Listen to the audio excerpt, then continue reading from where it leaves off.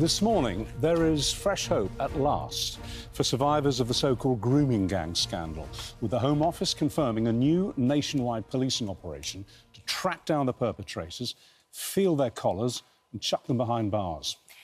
Well, both Jade and Chantelle, who are in the studio this morning, reports years of abuse at the hands of grooming gangs, being drugged and sexually assaulted on multiple occasions. Chantelle from the age of 11 and Jade from the age of 14. They hope that speaking out about their shared experiences will mean that quicker action will be taken to protect girls from sexual violence in the future.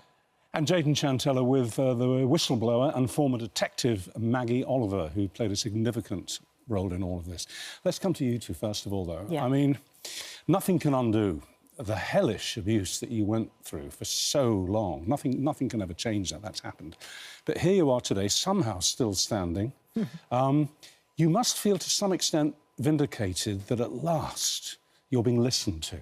Yeah, that is the most amazing feeling ever. We've never been believed. Yeah. So since going to the Maggie Oliver Foundation, it's been all the support, all the belief is there. It's just been amazing. That must have been unbelievably frustrating. The fact that you had these terrible stories to tell, and yet kind of you were blamed for what had happened to you. Yeah, so we was labelled prostitutes, like they said, we was putting ourselves at risk, obviously, from the documentary. Still to today, like, I am still fighting for justice, 6 years later. Like, even though Operation Augusta was set up 2003, you know, shut down, 20-odd years down the line, I'm still here, you know, still fighting for justice. Justice for something that happened to you that began at the age of 11. Yeah.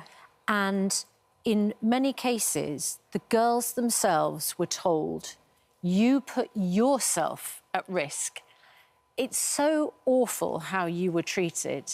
And there has been no conviction in your case, has there, Chantelle, of any of those responsible? And Jade, in your case, the only criminal conviction and time served is by you. Yeah. Just explain to viewers what you were convicted of. When you had been the victim of a grooming gang, you reported all of this, you were the one who was investigated, charged, convicted and served time. Yep, I was put on police protection for being high risk of sexual exploitation. 18 days later, I got arrested for being part of a grooming gang. And no one else who you report abused you has been convicted. taken to court and they convicted. Got arrested but not charged. Yeah. Everything, NFA. Maggie Oliver, you were once with the police, Greater Manchester Police. You were in charge of Operation Augusta. Worked on it. And then you had to take some time off. And that operation, which was looking at the grooming gangs, but remind viewers what year? When Chantelle was being abused as a little girl of 11. You know, this has been 20 years of my life. Jade and Chantelle are two examples of thousands of girls who have been failed by countless professionals, chief constables, prime ministers, home secretaries. Everybody turned away, blamed the girls. Jade was a victim until her 16th birthday, and they did nothing. Chantelle was a victim from 11. Jade turned 16. All her abuse disappeared, and then she becomes the criminal. In the eyes of the law, it's as if her abuse disappeared. Yeah, she was a child, and under the law, you are a child until 18. Yeah.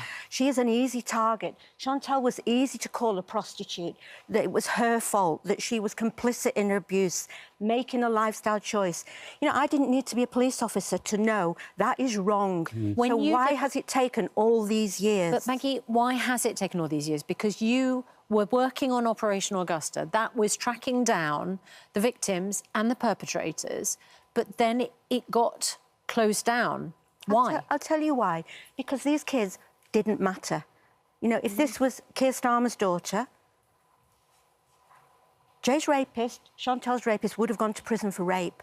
These kids didn't matter. And the other thing, the uncomfortable truth is that the vast majority of these abusers are Pakistani Muslim men. Nobody wanted to rock the multicultural boat. And so now, 20 years later, Public pressure has forced this, but those at the top still don't want to do anything about it. So we've had an announcement about a national inquiry. The devil is in the detail. I've been involved in a national inquiry, 7 years, hundreds of millions of pounds, 20 recommendations still not implemented. What will be different about this? I want Baroness Casey to lead that review. Yeah. I took her to meet these girls and another 8. Have you spoken to her? Yes, I spoke to her on Saturday. The girls met her. I have got great faith in her. And the fact that she came to me to bring a selection of victims to meet her 3 weeks ago makes me feel that she wants to do something. Keir Starmer does not want to do anything. So they're going to have to be dragged, kicking and screaming,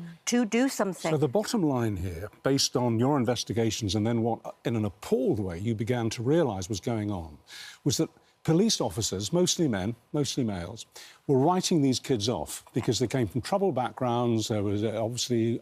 very often there were drugs and alcohol was involved in the whole abuse that was taking place. And they simply wrote them off. And they did that because they, as you say, and this is in the report, they did not want to stir up any kind of racist problem in the local community. So they sacrificed the girls on that altar. That's Absolutely. What happened. But, Richard, it's not the police officers on the ground that I blame. It's those at the top who are giving the orders. You know, only last week, I think Dominic Cummings said, you know, that they knew in 2011 that this was happening when Andrew Norfolk was doing his big expose in the Times, and they tried to pull that story. This is chief constables. It's those at the top. People on the ground are doing the job.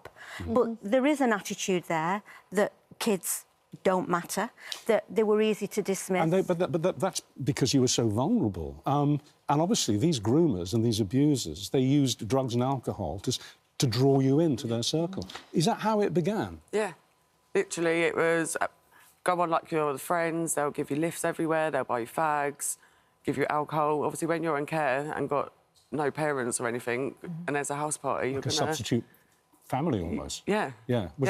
That's what it was. They were your protectors, as you'll see them half the time. Same with you? Because you had no one. They act like Even they're there for you, like they love you, like they like wheel you in and like give you false hope, don't they? Yeah. Like everything they do, everything they say. It's not just drugs, not just alcohol. Words, what they say, will bring girls in, young girls that are vulnerable. It's manipulation, isn't it? Yeah, they prey on vulnerable young girls. I mean, can I just say there that when this is about systemic change in all the public bodies that are meant to protect children. You know, people in care homes, social workers, kids like these, and the staff are not allowed to hug them.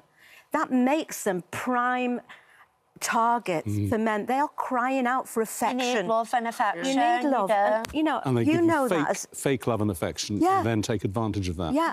What would it give you any satisfaction to see the specific men who abused you and took such advantage of you sent to prison? I would love to see my perpetrator sent to prison. I've been fighting since I was a kid.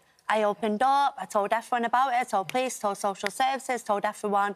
Why am I still here now, 2025, 33 years old, fighting for justice? Yeah. Would it give you the same kind of grim satisfaction to see them slammed up? Then I did. Now it's, what's the point? I've been suffering for 16 years and they're going to be sentenced to 4 years or something. Jade, I wonder in your case Susanna, I just want to say that Jade, actually what she wants is her conviction overturning. Exactly what I was going to say. You know, she did nothing wrong. I was going to ask, because the law has changed to recognise that under 18s in these cases were sexually exploited. And the Home Secretary, Yvette Cooper, told the Home Affairs Select Committee the law has changed, but there are still people who have been convicted of crimes where they were being exploited. They were the victim of the most horrendous exploitation, and they were children.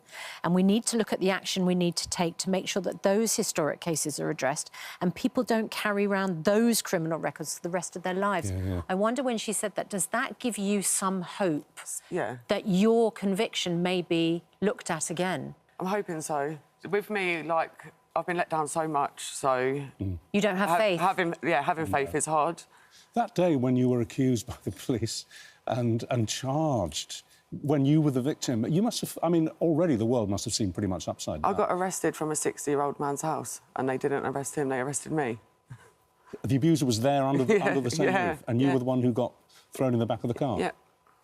Incredible. And you served 14 months, didn't you, of a 2-year order? 5 years on the register. Maggie, it's unbelievable that Jade served that sentence when the abusers have got away. I've been doing this for 20 years, and this still makes me feel like crying. I bet it does, yeah. You know, I listen to Jade. Jade is kind of Amber in Rochdale without somebody like me. And every police officer and every social worker should hang their heads in shame. Do you think that the inquiry will get to the bottom of No, I don't. who those people are? You know what? This is empty promises and words. You know, it's all right saying we're going to have another inquiry. The devil is in the detail. Who is going to lead it? What are the terms of reference? How long is it going to take? I was involved in the National Abuse Inquiry, ICSA, for 7 years. That's the Alexis Jade inquiry. Today, my legal team are launching a judicial review to force the government to implement those 20 recommendations, OK? We don't want another 7 years of delay. Chantelle? I just want them recommendations put in place. Why do another inquiry when you already know what's going on? You've known for years, you know. Put the recommendations in what the taxpayers have just spent all that money on. And what did Baroness Casey say when you said that to her? She actually, I don't trust very many people, but she got in touch with me in February and asked to meet me. I've had 3 meetings with her now, one-to-one. But when she came to me and asked me to pull together a group of survivors from all over the country, including Jade, including Chantelle, that's when I trusted her. Right. Because she would not have... change, can't we? We can only hope. That's all we ever do is hold on to hope. And if the Prime Minister was here, because, of course, he's resolutely stood out against this inquiry, and finally he's done a U-turn, everybody describes it as a U-turn, what would you say to him? He knew what was going on when he was Director of Public Prosecutions. I see this in a way as Brexit. You know, the people want change. We know what we need. Is this another tick box exercise? We need action. We all know what's happened. And what would you say to him, to the Prime Minister, if he was here? I don't even know. I don't think I'd even want to answer that, to be honest. Well, we will be speaking to a government minister in just a couple of minutes. Thank you all so much. Thank you. A Greater Manchester police spokesperson said, "We understand the frustration of survivors who support our efforts to prosecute abusers but have not yet received justice. These are long and complex investigations, but time will be no barrier to GMP's commitment to seeking justice for survivors." CPS spokesman has said child sexual abuse and exploitation are appalling crimes, and since 2005 we've made significant investment in how we prosecute such complex cases. If you're affected by those issues, you can find advice and support at itv.com/helplines. And we will put to the government minister your points. It's not as if you have been keeping quiet about this. No. Your voices are on record. I just want to say as well, if anyone wants any support or if anyone wants to talk about what their experiences are, reach out to my Girl of Foundation. Yes. It's you won't regret it, you know. Working with the police, it's hard, it's frustrating. Yeah. It's depressing, the trauma, but all the support, they don't give you nothing. Everything comes from Maggie, you know. Oh, well I've done, got my Maggie. strength and I've got my voice through Maggie and stuff. You ain't Jay. Great work. Thank you. It's been a big emotional toll on you as well. It is really. You know, these kids should not have had to live through what they lived through. And these two and many more, I absolutely take my hat off that they're still standing because their lives have been destroyed. Jade can't even go on a school trip with her child because she's been on the sex offenders register. That is inhumane. It's obscene, isn't it? It's criminal. Obscene. It is criminal. All right, guys. So inspiring.